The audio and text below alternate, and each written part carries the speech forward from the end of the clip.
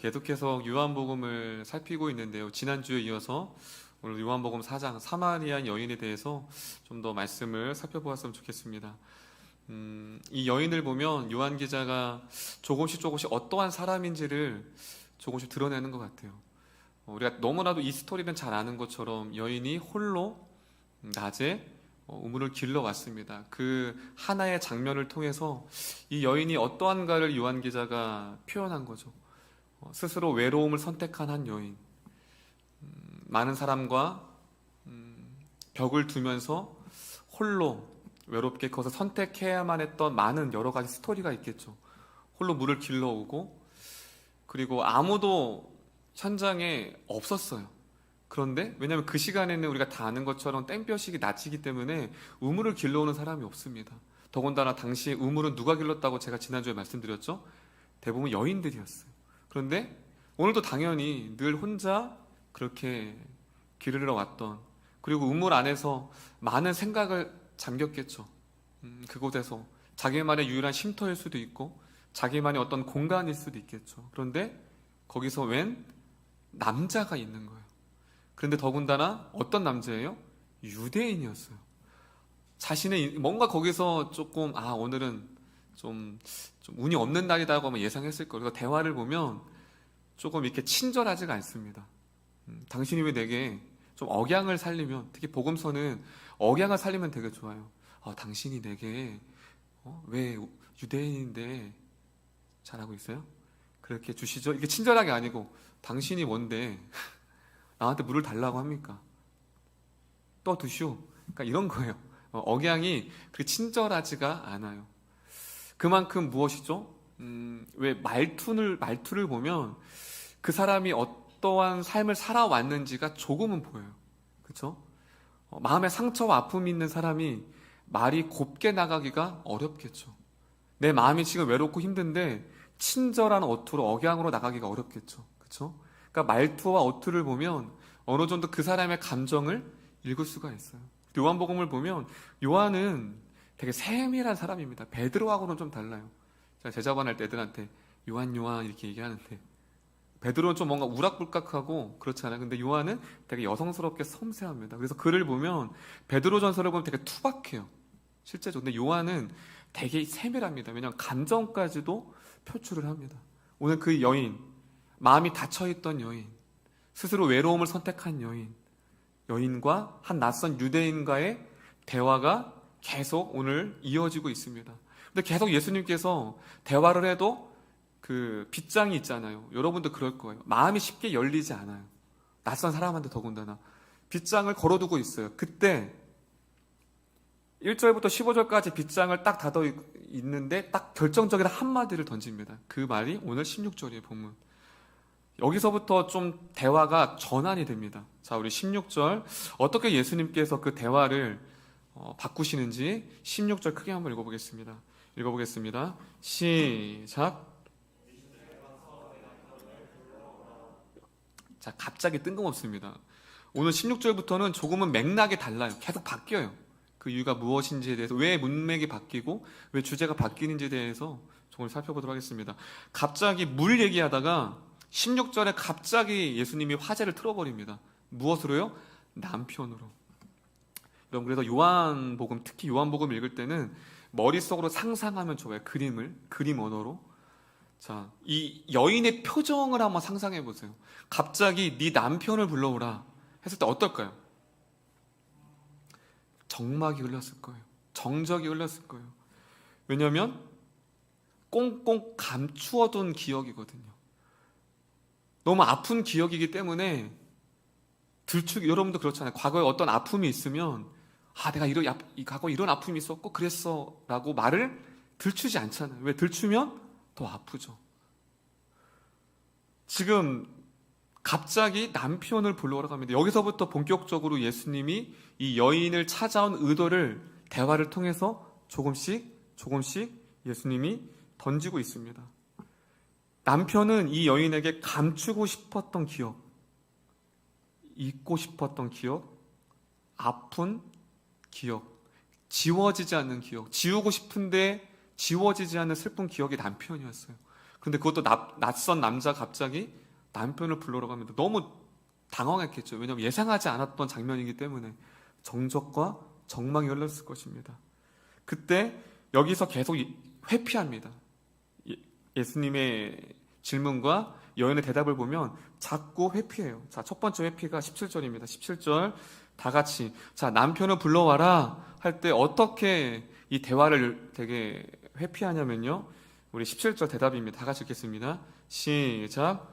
여자가 대답하여 이르되 나는 남편이 없나이다. 예수께서 이르시되 네가 남편이 없다는 말이 옳도다.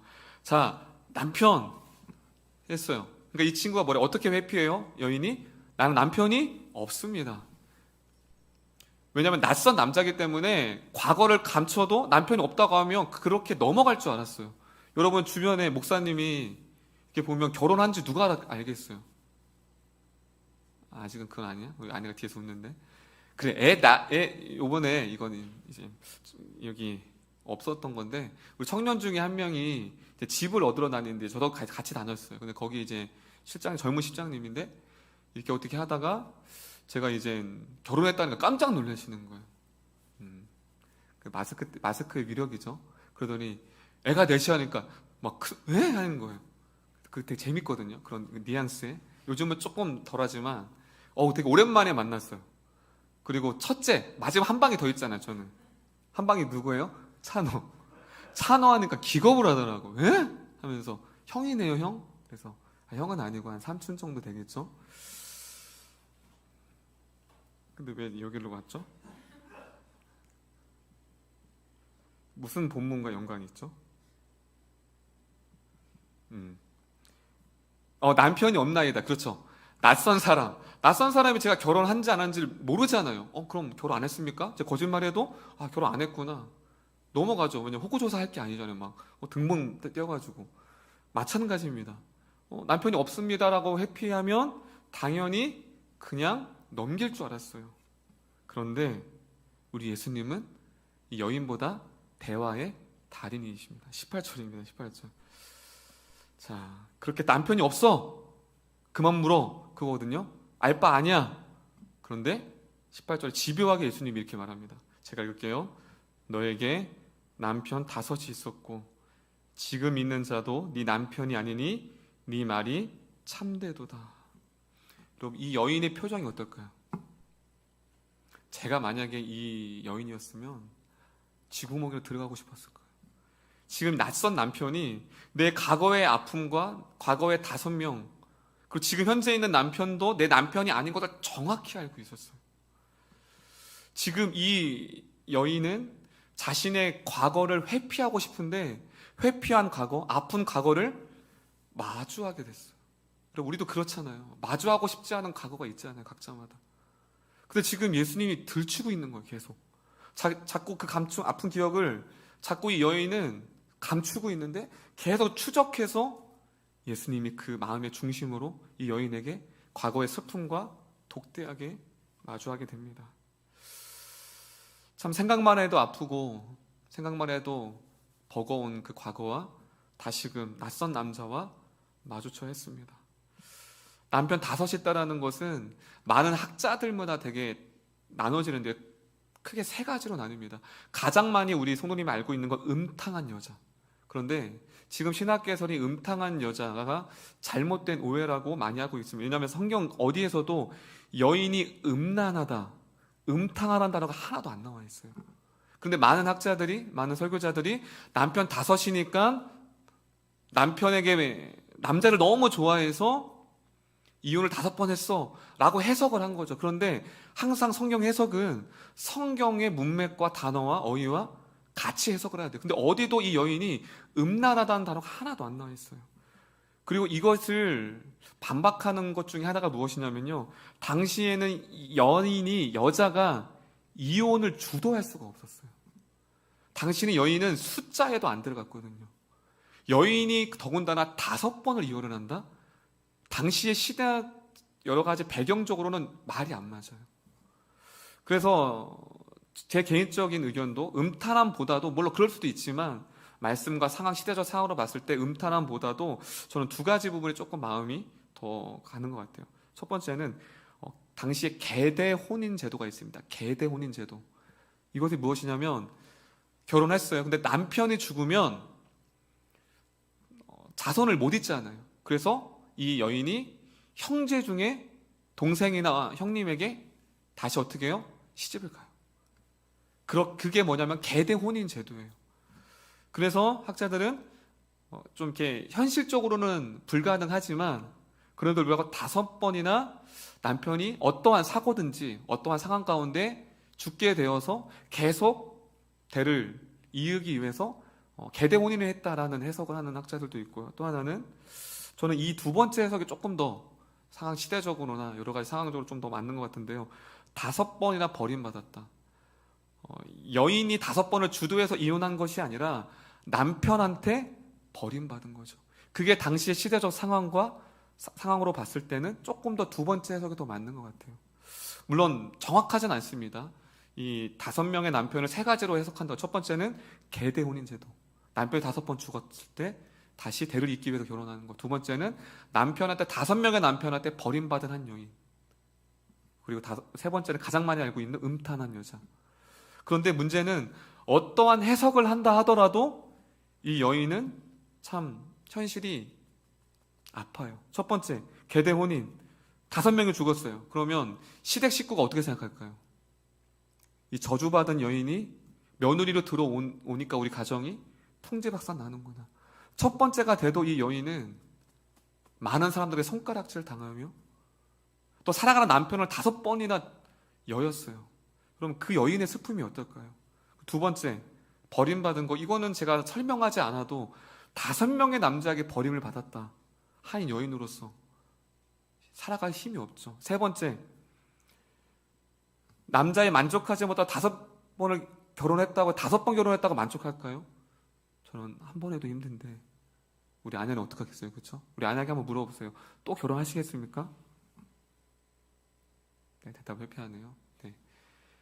5번을 아무리 결혼했다고 해도 만족함이 없는 여인. 어떤 해석에도 이 여인은 잊고 싶은 과거, 상처와 버림받음과 아픔 가운데 홀로 외로움을 선택할 수밖에 없었던, 그래서 그 아픔을 다 묻고 새롭게 출발하려고 했어요. 과거의 아픈 기억을 다 땅에 묻고 새롭게 시작하려고 했는데 이 낯선 유대인을 만나고 다시 과거를 끄집어낼 수밖에 없는 이 상황.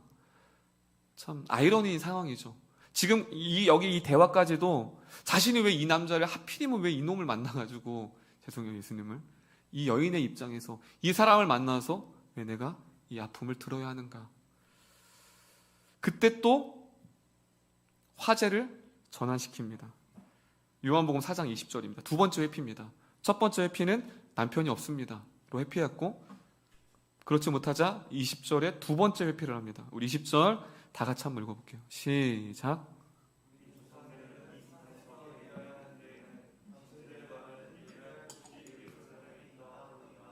자, 20절을 두 가지 학자들이 나눠집니다. 견해가. 첫 번째는 평소에 예배에 대한 영적인 목마름과 관심이 있었기 때문에 그는 신통방통한 자신의 과거를 맞춘 이 유대인 남자에게 자신이 평소 궁금하였던 예배에 대해서 질문하는 거다라는 해석이 있고요. 두 번째 해석은 과거의 남편에 대한 회피로부터 대화를, 화제를 전환시키기 위한, 왜냐하면 계속 파고 들어가니까 그거를 스톱시킨 거예요. 그래서 뭔가 화제가 급 전환을 할 필요가 있었어요. 그래서 예배를 던진 것이다. 항상 정확하지는 않은 학자들이, 하지만 저는 오늘 두 번째 회피에 대해서, 왜냐하면 문맥을 봤을 때 3번을 총 회피하거든요. 제가 3번을 회피를 말씀드릴 텐데 계속 문맥 가운데 반복되는 건 뭐냐면, 요한 기자가 계속 이 여인이 그 대화를 자꾸 바꿔요, 주제를요. 첫 번째는 어떻게 꺾었어요? 남편이 없나이다. 두 번째는 예배라는 주제를 갑자기 스톱시켜요. 더 이상 들어가지 않으려고. 그래서 두 번째 저는 회피로 오늘 해석을 하겠습니다.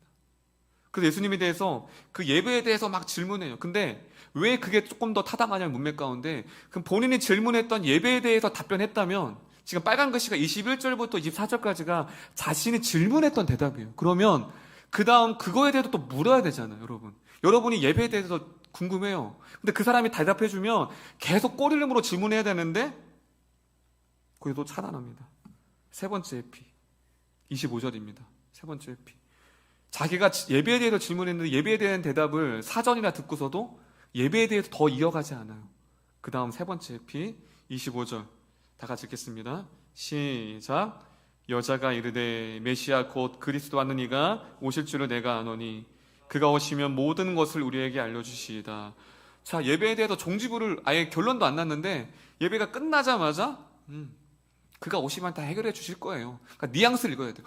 그분이 오시면 이것이 아니라 문맥으로 봤을 때 그분이 오시면 다 알려주실 거예요. 무엇이죠? 세 번째 예수님의 대화를 지금 뭐 하고 있죠? 회피하고 있습니다. 참 여인이 되게 이게 말씀을 준비하면서 문맥을 보면 참 교묘하게 자신의 그 본질을 벗어나려고 합니다. 그런데 여기서 좌충수를 하고 있어요. 좌충수를 둡니다. 더 이상 교묘하게 회피하고 빠져날 길이 없게 26절에 오늘 말씀 제목입니다. 내가 그라. 이런 문맥 가운데 이 26절에 나온 거예요. 자, 26절 제가 읽겠습니다. 예수께서 이르시되 네가 말하는 내가 그라 하시니라. 여기서 제가 대본에 순간 얼음 딱 써놨어요. 아까는 정적, 정막. 그런데 더 이상 빠져나갈 길이 없는 그가 오시면 본인이 말했거든요. 그분이 오시면 다 알려주실 거예요. 그러니까 당신은 상관하지 마세요. 내 인생에, 내 대화 가운데 껴들지 마세요. 딱 바리케이트를 쳤는데 예수님 딱 마지막에 빠져나갈 수 없는 네가 기다리고 있던 메시아 예수 그리스도다. 순간 이 여인은 모든 게 다 굳었을 거예요. 순간. 여러분 생각해 보세요. 우리 찬송이가 BTS 정국을 좋아하거든요. 우리 찬서 막내는 아이유를 좋아합니다. 유재석. 우리 찬서가 아이유가 자기 앞에 있으면 만약에 이 아이유가 김찬서 앞에서 부르면 아마 기절할 거예요. 정국이가 찬송씨? 그러면 이 찬송이는 아마 기절할 거예요. 여러분 그렇게 사모한 사람 있습니까? 여러분 자신의 눈앞에 누가 있어요 지금? 예수님이. 그 예수님이 이제 이 여인의 마음 가운데 앞에 대화를 상기 이 짧은 시간 안에 이제야 깨달았겠죠. 이분이 왜 내 과거를 들춰내줬을까? 아마 그 순간에 여러 가지 많은 생각들이 오고 갔을 것입니다. 그래서 그 다음 더 이상 말하지 않아요. 내가 그니할 때 더 이상 그렇게 교묘하게 빠져나갔던 여인은 아무 말도 못합니다. 되게 이걸 드라마로 만들면 되게 극적일 것 같아요. 여인의 그 표정의 묘사, 감정, 조명. 그때 딱 행동의 언어로 28절 이렇게 말합니다. 28절이 중요한데요. 28절 다 같이 크게 읽겠습니다. 여인의 행동이 더 이상 말하지 않아요. 그게 행동입니다. 내가 그니했을 때 바로 행동이 28절 읽어볼게요. 시작. 여자가 물동이를 버려두고 동네로 들어가서 사람들에게 이르되.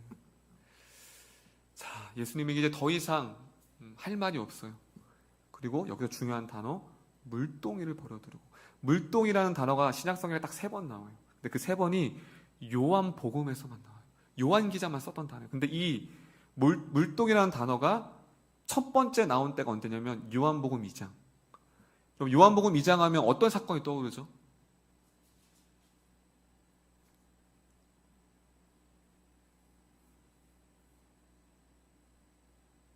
어떤 사건이죠? 내가 말하고 있는데 마스크 때문에 가나의 혼인잔치잖아요. 요한복음 2장은 첫 기적. 첫 기적에서 물동이가 어디서 나오지? 자, 말씀 볼게요. 요한복음 2장. 자, 요한복음 2장 똑같은 단어예요. 6절 읽어볼게요. 시작.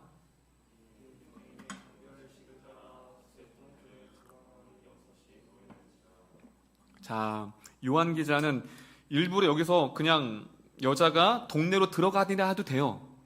근데 그게 핵심이 아니었던 거예요. 물론 그것도 핵심이지만 요한 기자는 의도적으로 자신이 2장에서 썼던 그 돌 항아리를 동일하게 이 단어 물동이를 썼어요. 의미가 있는 거죠. 물동이가 뭐예요? 지금 2장에서 나오는 돌 항아리는 우리가 지난 2주 전에 말씀을 살펴보았듯이 정결 예식에 쓰는 물 항아리였어요. 그런데 예수님은 이 돌 항아리에 다른 어떤 항아리든 돌 항아리, 율법 예식에 정결하게 썼던 그 항아리를 가지고 와서 물을 담그라고 하고 그 물을 무엇으로 바꿨죠? 포도주로 바꿨죠.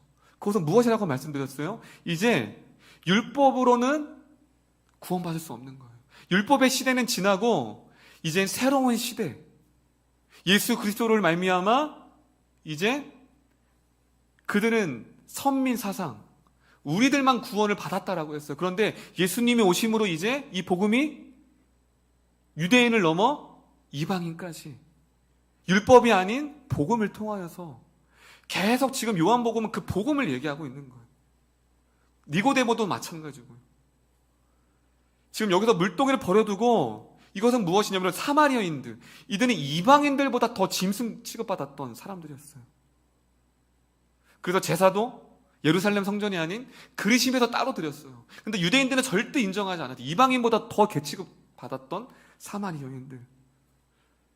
그런데 지금 요한 기자는 무엇이에요? 예수 그리스도의 몸을 통하여서 이제 율법의 시대는 지나고 새로운 시대, 이방인까지 복음이 흘러간다는 역사적인 사건을 이 사마리아인 여인을 한 여인을 통하여서 사마리아인은 상징적인 인물이었어요. 사마리인을 대표하는 아무것도 아닌 과거와 상처 아픔 가운데 얼룩졌던 아무것도 할 수 없었던 구원 받을 수 없었던 그 여인을 찾아가셔서 물동이를 버려두고 이제 새로운 시대의 도래, 예수 그리스도 오심을 통하여서 이제 새로운 시대가 도래했다는 것을 이 여인의 만남을 통한 스토리를 통하여서 예수님은 증거하기를 원했다는 사실입니다.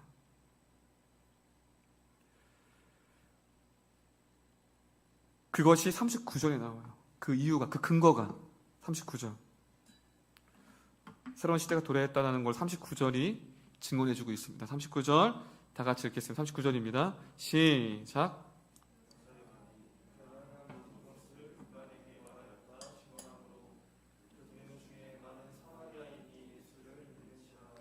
여러분 39절이 놀랍지 않아요? 쭉 읽다 보면 여러분 홀로 외로움을 선택하고 홀로 사람과 섞이는 걸 싫어했던 연이었어요. 그런데 지금 무언가 여러분 이 마을 사람들은 이 여인이 어떠한 사람인지 알았어요. 여러분 이 여인이 막 진리를 깨달아가지고 예수님의 진리를 배워가지고 막 예수 그리스도를 로고 쓰고 신학적인 요구를 해가지고 이들이 막 받아들여서 왔을까요? 아니었어요. 근데 어떤 말을 했길래 도대체 우르르 왔을까요?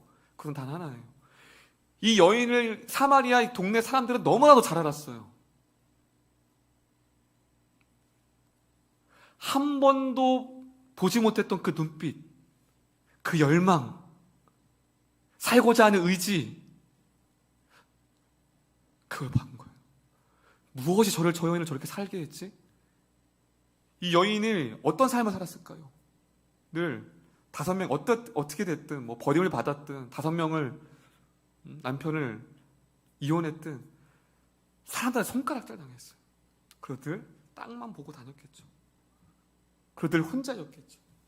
가족도 없이 그렇게 슬픔과 아무런 의욕도 없이 그렇게 쓸쓸하게 살았던 한 여인이 무언가 당찬,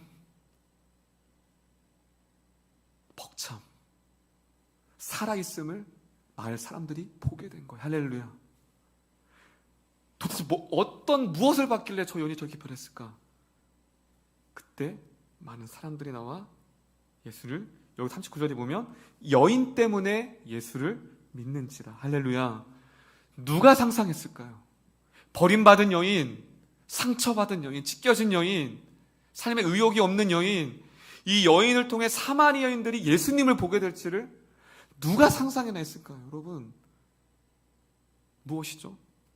하나님의 나라가 이제 새로운 나라의 도래는 이렇게 지극히 작은 자, 아무것도 할 수 없고 세상으로부터 버림받은 이 한 여인을 통하여서 그 복음이 시작된 것처럼 이제 하나님의 나라가 그렇게 확장될 것을 예수님께서 이 여인의 메시지를 통하여서 저와 여러분에게 던지고 있습니다. 할렐루야, 할렐루야. 이게 복음의 시작이었어요. 사마리아 땅에도 복음이 첫 시작이 누구예요? 사마리아 여인. 누가 상상했을까요? 그렇다면 이걸 이 시대에 적용한다면 도대체 저 청년은, 내 아들은, 내 딸은 도대체 무엇을 받길래 삶에 저렇게 변할 수 있지?